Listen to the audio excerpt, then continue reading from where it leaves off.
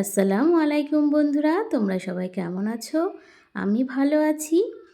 তো আমার শীতের ফুল মোটামুটি ফুটতে শুরু করে দিয়েছে। আমার মনে হয় আমারই সবার লেটে ফুটেছে, যেহেতু আমি অনেক লেটে গাছ লাগিয়েছি। আর অনেকের হয়তো ফুল ফুটে আবার ঝরেও গেল। তো পিটুনিয়াগুলো সবগুলো ফোটেনি, মোটামুটি ফুটেছে অর্ধেকটা। আর এই যে দেখুন, এই হালকা ল্যাভেন্ডার কালারের ভারবেনাটা, যেটা আমার সব থেকে পছন্দ হয়েছে। কালারটা এত মিষ্টি আর এত সুন্দর, প্রতিবার লাগাই সেগুলো ডিপ রানি বা ডিপ বেগুনি কালারের হয়। তো এই কালারটা ভীষণ ভালো লাগছে।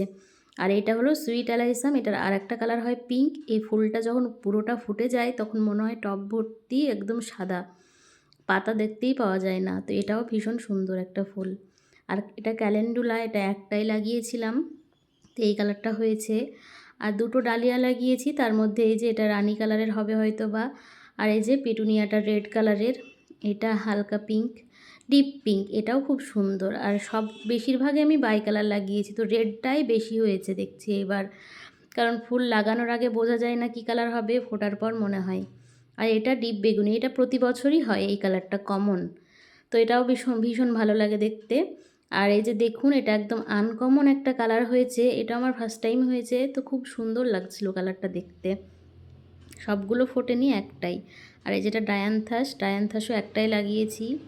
আর এটা মাছি গাঁদা, আমার খুব ভালো লাগে, কিন্তু এটা আরও বেশি ছড়িয়ে যায়, আমার পিঞ্চিং করা হয়নি সেই কারণে অল্প হয়েছে। আর এই ডালিয়াটার কালারটা কীরকম হবে জানি না, তবে কালারটা ভীষণ মিষ্টি, ক্রিম কালার হবে মনে হচ্ছে।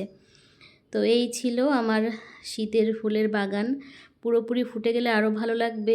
আর এই গাঁদা গাছগুলো অনেক দিন আগেকার লাগানো, সেই কারণে মারা যাচ্ছে। তো সবাই ভালো থাকবেন, সুস্থ থাকবেন।